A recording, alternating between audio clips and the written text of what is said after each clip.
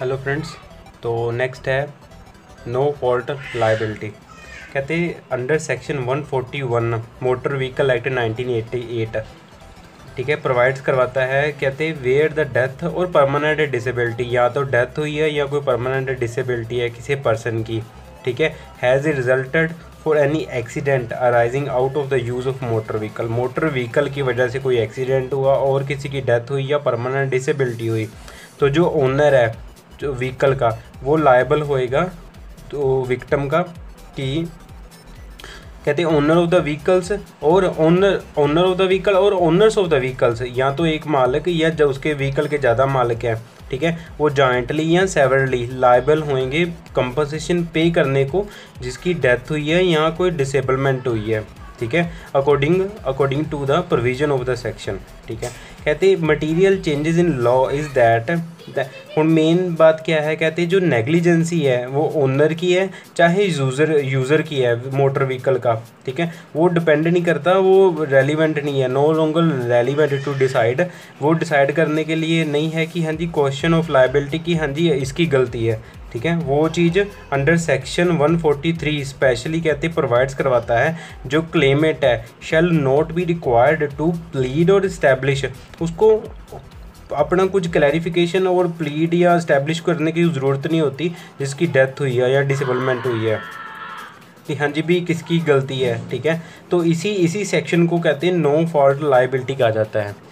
फिर भी कहते हैं हाउएवर जो कंपनसेशन की अमाउंट है जो पे होती है वो रिस्ट्रिक्ट की गई है 5,000, मीन्स कि मैक्सिमम अगर किसी की डेथ होती है तो under section 143 according no fault liability according तो 50,000 का कंपनसेशन मिलेगा उसे, और in the case of permanent disablement तो उसमें 25,000 का, परमानेंट डिसेबलमेंट में 25,000 का कंपनसेशन मिलेगा after the amendment of the motor vehicle act, जो अमेंडमेंट हुई थी 1988 में मोटर व्हीकल एक्ट में, उसके अकॉर्डिंग। तो permanent disablement is defined as a injury और इंजरीज इन्वॉल्विंग, तो डेथ का तो चलो क्लियर है, परमानेंट डिसेबलमेंट क्या है। कहते जो permanent prevention of site of, कहते हैं एक आइस का नुकसान हो जाना या किसी एक कान का सुनना बंद हो गया, ठीक है, और prevention of any member of joint, और किसी अपनी शरीर बॉडी का काम करना बंद हो गया तो उसको परमानेंट डिसेबलमेंट कहेंगे फर्स्ट पॉइंट में। दूसरा कहते पावर ऑफ एन जॉइंट, वही किसी अपने मेंबर ऑफ जॉइंट हमारा किसी बॉडी पार्ट का कुछ नुकसान होगा वो टोटली काम करना बंद कर गया तो उसको परमानेंट डिसेबलमेंट बोलेंगे। और कहते हैं डिस्कम्फ्रिगरेशन ऑफ हेड और फेस, अगर फेस या हेड की डिस्कम्फ्रिमेशन होगी, कुछ नुकसान हो गया तो वो भी उसमें उसको भी परमानेंट डिसेबलमेंट कहेंगे। कहते अगर यही लॉ है मोटर व्हीकल एक्ट सेक्शन 143, कहते इवन जो विक्टिम है जिसका नुकसान हुआ है उसने फुल्ली कंट्रीब्यूट किया, ठीक है, एक्सीडेंट में या पार्शली कंट्रीब्यूट किया, मींस कि उसकी पूरी तरह उसकी गलती है या कुछ उसकी गलती है, ठीक है, कुछ भी हो, कहते उसकी negligence is not taken in account, उसकी नेग्लिजेंसी नहीं देखी जाएगी, ठीक है, to defeat the liability of the motorised and reduce the amount of compensation, और उसकी वो नहीं देखी जाएगी, ठीक है, नेग्लिजेंसी नहीं देखी जाएगी, और ना ही उसकी वो रिड्यूस होएगी कंपनसेशन की अमाउंट, ठीक है। तो उसको जो कंपनसेशन मिलना है जो डिसाइड किया है ये और ये वो मिलना ही है उसको, ठीक है। कहते हैं the right to claim compensation on the basis of no fault liability is addition to any right that victim may have under any other provision of act, any other law of time being in force. In other words, the victim can only proceed against a wrong on the basis of negligence under the law of tort. However, कहते in such suits based on a negligence, फिर भी कहते हैं negligence के based according अगर compensation award ज़्यादा हो गया है तो जो ऑलरेडी पेड अवार्ड था वो उससे अमाउंट, वो जो लेटर अमाउंट है वो डिडक्ट कर ली जाएगी, उस डिडक्टेड फ्रॉम द फॉर्म, ठीक है, तो वो एक्स्ट्रा अमाउंट उसे डिडक्ट किया जाएगा। नेक्स्ट है हिट एंड रन एक्सीडेंट्स। कहते हैं हिट एंड रन एक्सीडेंट है जहाँ पे एक्सीडेंट हो जाता है किसी मोटर व्हीकल या मोटर व्हीकल्स की वजह से, जहाँ पे मोटर व्हीकल की आइडेंटिटी असरटेन्ड, ठीक है, पता नहीं चलती, in spite of reasonable efforts of the purpose, efforts के बाद भी वहाँ उसमें एक्सीडेंटल व्हीकल का पता नहीं चलता, हाँ जी, कि कौन एक्सीडेंट किसने किया है, ठीक है। कहते हैं अंडर सेक्शन 163, जो अंडर सेक्शन 163 है, ये ज़रूरी है, देखो है ना, जो सेक्शंस हैं, ठीक है। ये 163 था जो हमने पहले पढ़ा, वो है सेक्शन 140 जिसमें नो फॉल्ट लायबिलिटी है, और सेक्शन 43 जिसमें वो बताया गया है, हाँ जी, कि उसको नो फॉल्ट वाला इशू नहीं रहेगा, ठीक है। तो ये चलो हम बैक टू अवर टॉपिक। तो कहते हैं जो हिट एंड रन केसेस में अंडर सेक्शन 163 जो सेंट्रल गवर्नमेंट ने इस्टेब्लिश किया है एक फ़ंड, उसको सॉलिटियम फंड बोलते हैं, ठीक है। वो यूटिलाइज पेइंग कंपनसेशन अगर इस केस में होता है, या तो अगर किसी बंदे की हिट एंड रन केस में डेथ हो जाती है या ग्रीवियस हर्ट होता है, ठीक है, person resulting from hit and run accident, तो उसको कंपनसेशन पे किया जाएगा सॉलिटम फंड्स में। अभी ग्रीवियस हर्ट क्या, डेथ का तो क्लियर है, अगर डेथ होगी। ग्रीवियस हर्ट्स मीन्स उसको सीवियर इंजरीज हैं, ठीक है, मीन्स कि कुछ ज़्यादा हर्ट हुआ बंदा, तो तब उस केस में उसको कंपनसेशन पे होएगा। तो इसमें भी कंपनसेशन रिस्ट्रिक्टेड है, मीन्स बाउंड किया गया है कि हाँ जी इतना ही पे होना है। जैसे डेथ केस में अंडर सेक्शन 163 कहते हैं तो डेथ केस में 25,000 मिलेगा, और इन द ग्रीवियस हर्ट, ठीक है, जो मेजर इंजरीज़ है, जो डिसेबलमेंट कुछ भी कह लो, जो सीवियर ज़्यादा ही कुछ हर्ट है, नुकसान हुआ है बॉडी का, तो 12,500, ठीक है, 12,500 उनको वो कंपनसेशन मिलेगा।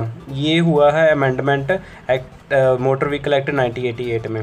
कहते हैं जो payment of the compensation for hit and run accident, अगर कहते हैं इसमें पूरा बताया गया कि अगर उसको डेथ या ग्रीवियंस हर्ट को उसको पहले कोई उसको मिली है कंपनसेशन अमाउंट, तो बाद वाली अमाउंट उसे डिडक्ट की जाएगी सच है कंपनसेशन, उस कंपनसेशन में से। नेक्स्ट है सॉलिटिम फंड। कहते हैं जो हमने पहले पढ़ा कि जो विक्टिम है उसको पेमेंट होती है थ्रू द सॉलिटिम फंड, ठीक है। तो अभी सॉलिटिम फंड क्या है, कहते हैं ये कंट्रीब्यूशन से बनता है, एक तो जनरल इंश्योरेंस इंडस्ट्री का, दूसरा सेंट्रल गवर्नमेंट इसमें कंट्रीब्यूट करती है, और दूसरा स्टेट गवर्नमेंट। ये किसके द्वारा डिसाइड हुआ, बाय द सेंट्रल गवर्नमेंट। कहते हैं जो सेंट्रल गवर्नमेंट है उसने ऑथराइज्ड किया इस एक्ट को और इस स्कीम को बनाया, ठीक है, और इसको एडमिनिस्ट्रेशन वही प्रोवाइड करवाता है, एडमिनिस्ट्रेशन ऑफ द सॉलिटिम फंड। कहते अकॉर्डिंग टू द सॉलिटिम फंड 1989 को आया है ये, ठीक है, इफेक्टिव हुआ, स्टार्ट हुआ 1 जुलाई 1989 को, ठीक है। तो ये कहते central government the payment of the compensation to the victim, और सेंट्रल गवर्नमेंट ने प्रोवाइड करवाई कंपनसेशन विक्टिम को जिसका नुकसान हुआ है hit and run motor accident में, ठीक है। और कहते हैं ये जो स्कीम है वो नॉमिनेशन प्रोवाइड करवाती है ऑफिस का, इंश्योरेंस कंपनीज के ऑफिस था हर एक डिस्ट्रिक्ट में उस क्लेम को सेटलमेंट करने के लिए। Structured formula for compensation. कहते द एक्ट वाज जो द एक्ट था उसको अमेंडमेंट किया गया 14 नवंबर 1994 को, जिसने जो इंट्रोड्यूस करवाया एक payment of the compensation on the structured formula basis. जो स्ट्रक्चर्ड फार्मूला बेसिस कहते हैं अंडर सेक्शन 163A जो प्रोवाइड करवाता है कि फिक्स्ड कंपनसेशन पे किया जाएगा विक्टिम को फैटल इंजरीज में मोटर व्हीकल एक्सीडेंट में, ठीक है, उसकी एज और इनकम के अकॉर्डिंग, ठीक है। और इसी को कहते हैं फुल एंड फाइनल सेटलमेंट कहा जाएगा। नेक्स्ट है मरीन इंश्योरेंस एक्ट 1963। कहते हैं जो मरीन इंश्योरेंस एक्ट है वो 1963 को वो लॉ एक बनाया गया रिलेटिंग टू मरीन इंश्योरेंस। कहते हैं ये कुछ बातों को छोड़ के ये क्लोजली रेप्लिकेट करता है, मतलब क्लोजली फॉलो करता है यूके मरीन इंश्योरेंस एक्ट 1906 को, ठीक है, 1906 को, ठीक है। तो कहते हैं in addition to the marine insurance act 1963 वो लॉ फॉलो करता है, ठीक है, practice of marine insurance contracts की। कहते हैं a good working of knowledge these laws is necessary for underwriter, ठीक है, वो अपना काम जारी रखने के लिए right of recovery from carriers और बैलीज, ठीक है, सबरोगेशन प्रोसीडिंग में, ठीक है, वो उसमें नेसेसरी होता है ये लॉ, ठीक है, दीज लॉज। नेक्स्ट है कैरियर जो गुड्स बाय सी एक्ट 1925। कहते दिस एक्ट है जो डिफाइन करता है responsibility, liabilities, rights and immunities of the ship owners in the respect of loss damage to the cargo carried. कहते अगर आमतौर पर देखा जाए तो जो एक्ट है, ठीक है, वो डील करता है aspects of the ship owners liabilities, जो शिप ओनर्स की लायबिलिटीज़ हैं टुवार्ड द कार्गो ओनर्स, ठीक है, कार्गो ओनर्स और शिप ओनर्स की लायबिलिटी कार्गो ओनर्स क्या है, ठीक है, वो कौन सी हैं, दे आर, कहते circumstances when the ship owner deemed to be liable for the losses damage to the cargo unless he proves otherwise, ठीक है, जो उसका लॉस हुआ है, कार्गो का डैमेज हुआ है, ठीक है, वो लायबल रहता है शिप ओनर। और सेकंड में कहते circumstances when the ship owner is exempted from the liability, और उस केस में जब शिप ओनर एग्जाम्प्ट हो जाता है लाइबिलिटी से, जब कुछ लॉस या डैमेज होता है caused by outside his control, या पैरल की ऑफ द सीज, कोई सीज के पैरल की वजह से कुछ नुकसान हुआ तो वो एग्जाम्प्टेड होता है शिप ओनर। थर्ड पॉइंट में कहते हैं the limits of the liability of the ship owner for loss और damage to the cargo calculated in monetary term पर पैकेज और यूनिट ऑफ कार्गो, ठीक है। तो जब limits of liability of the ship owner, जब डैमेज और वो होता है वो कैलकुलेट किया जाता है मॉनेटरी टर्म में, पर पैकेज या यूनिट ऑफ कार्गो में। Next bill of lading act 8085, कहते हैं जो एक्ट है वो डिफाइन करता है character of the bill of lading, जो करेक्टर ऑफ द बिल, जो बिल ऑफ लैडिंग है, लोडिंग का बिल, ठीक है, वो एविडेंस होता है उस कॉन्ट्रैक्ट का जो कैरिज ऑफ द गुड्स होता है between ship owner and the शिपर, जो सामान भेज रहा है और शिप ओनर जिसके थ्रू वो सामान भेज रहा है, ठीक है, वो बिल ऑफ लैडिंग है, तो वो उसका एविडेंस होता है। कहते हैं as an acknowledgement of the receipt of the good on the board of the vessel, ठीक है, वो एक एक्नॉलेजमेंट होती है, रिसिप्ट होती है एक, कि हाँ जी उसने उस पर वैसल पे अपना सामान लेके जा रहा है, as a title document of title. कहते हैं जो बिल ऑफ लैडिंग है is one of the various documents, वही एक डॉक्यूमेंट्स है जो रिक्वायर होता है connections with the settlement of marine cargo claims, जो मरीन कार्गो क्लेम्स में रिक्वायर्ड होता है। नेक्स्ट है इंडियन रेलवे एक्ट 1989। कहते हैं जो फर्स्ट ये एक्ट था वो पास हुआ 1919 में, ठीक है, 1819 में, 1890 में पास हुआ, इसको बाद में इसको अमेंडमेंट किया रेलवे एक्ट 1989 को, और ये इफेक्टिव हुआ फ्रॉम 1 जुलाई 1919 से, ठीक है, 1990 से ये इफेक्टिव हुआ। इसके अकॉर्डिंग कहते हैं जो एक्ट है वो डील करता था various aspects of railway administration.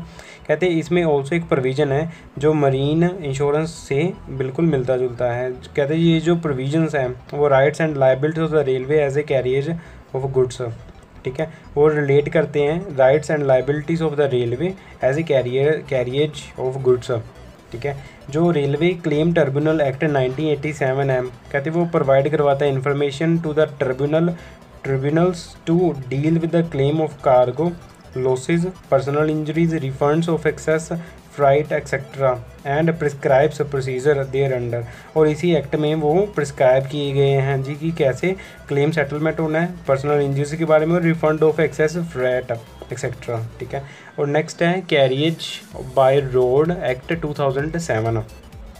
कहते हैं ये जो एक्ट है वो डिफाइन करवाता है rights and liabilities of the truck owners या ऑपरेटर जो सामान लेके जा रहे हैं public hire in the respect of loss और डैमेज हो जाता है गुड्स कैरियड को बाय दैम, और उनको सामान का नुकसान हो जाता है जो ट्रक ओनर्स या ऑपरेटर लेके जा रहे हैं। कहते हैं जो एक्ट है वो उसमें बताया गया है कि उसमें टाइम लिमिट बताई गई है कि हाँ जी इतने में आपको loss of the damage file करवाना बहुत ही ज़रूरी है जो रोड कैरियर्स के थ्रू हुआ है। हमारा नेक्स्ट एक्ट है multi modal transportation of goods act 1993 and 2000। कहते हैं जो चेंजिंग इकोनॉमी हो रही है, सिनारियो हो रहा है, ठीक है, उसको फैक्टर को, ग्लोबलाइजेशन के फैक्टर को ध्यान में रखते हुए, ठीक है, कहते हैं जो इंटरनेशनल इकोनॉमी इंटीग्रेशन हो रहा है, आपस में इकोनॉमिक्स मिल रही है, इंटीग्रेशन हो रहा है, ठीक है, और जो बैरियर्स ख़त्म हो रहे हैं बिजनेस में, ट्रेड में, वो इंक्रीज़ कर रहे हैं कंपटीशन को और एनहांस कर रहे हैं ट्रांसपोर्टेशन को। कहते हैं it is one of the most important infrastructure requirements, और ये सबसे ज़रूरी है इंपॉर्टेंट इंफ्रास्ट्रक्चर रिक्वायरमेंट है। कहते हैं which is essential for expansion of opportunity, जो एक्सपेंशन इसेंशियल है, ज़रूरी है जो अपॉर्चुनिटीज़ को बढ़ाने के लिए, ठीक है। Place an important role in the breaking the quantitative positioning. कहते को कार्गो इंडस्ट्री है, जो कार्गो इंडस्ट्री है, जो ट्रांसपोर्टेशन इंडस्ट्री है, वो भी इससे एक्सपेंड हो रही है, साथ के साथ स्टिल एक्सपेंडिंग, वो अजय भी एक्सपेंड हो रही है, ठीक है। तो कहते हैं need a competitive logistic system in the transportation communication and information sector continue to grow, ठीक है। और ये चीज़ें अभी ग्रो हो रही हैं, ठीक है। और एक मोटा सा बता देता हूँ इसमें, कहते हैं जो कार्गो मार्केट है उसकी डिमांड है कि ग्लोबल सोल्यूशन की और नेटवर्क लिंकिंग की वजह से जो डिफरेंट मोड्स हैं ट्रांसपोर्टेशन के, जैसे एयर, रोड, रेल, सी, तो कहते हैं combination of these modes it is defined as the multi mode transportation system. Means one एक पॉइंट से दूसरी पॉइंट पे कोई सामान जा रहा है, उसमें एयर इन्वॉल्व हुई है, रेल और सी कुछ भी इन्वॉल्व हुआ है, तो अगर ये किसी भी थ्रू वे के जाता है तो उसको मल्टी मोड ट्रांसपोर्टेशन सिस्टम कहा जाता है। कहते हैं ये जो multi modal transportation of goods act 1993 और 2000 है, तो ये जो multi modal transportation goods act 93 में आया और बाद में ये 2000 में ये multi modal transportation act amendment हुआ, ठीक है।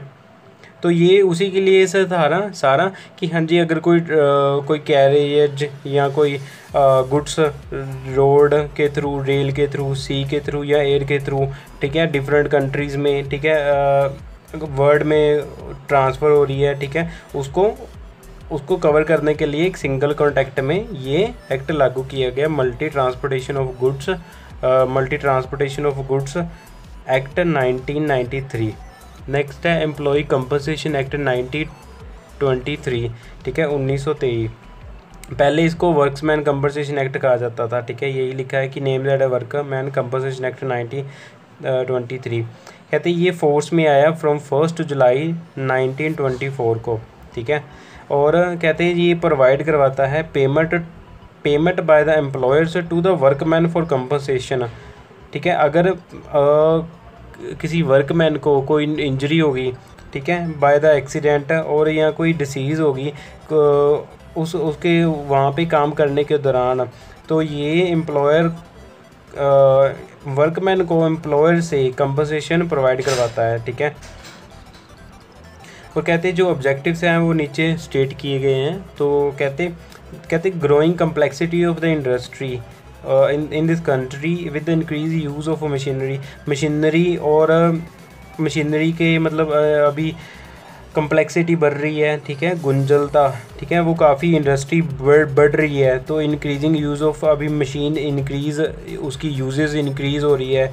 तो अभी जो उसको क्या हुआ इंक्रीजिंग मतलब उसकी ज़्यादा बढ़तों की वजह से क्या हो रहा है कि तो वर्कमैन है, जो एम्प्लॉई है, उसको डेंजर का ख़तरा है, ठीक है। तो कहते हैं उसको comparatively property of the workman themselves, तो उसको प्रोटेक्ट करने के लिए तो ये वाला एक्ट है, ठीक है, एम्प्लॉय कंपनसेशन एक्ट 1923, ठीक है। तो ये legislation of this kind of help reduce the number of accident. और ये कहते हैं जो लेजिस्लेशन है तो ये इसने मदद करता है जो एक्सीडेंट को रिड्यूस करने में, क्योंकि एम्प्लॉई अपनी प्रॉपर सिक्योरिटी रखेगा, एम्प्लॉई का भी ध्यान रखेगा, ठीक है। और ये जो एक्ट है वही प्रोवाइड करवाता है cheaper and quicker disposal and dispute related to the compensation.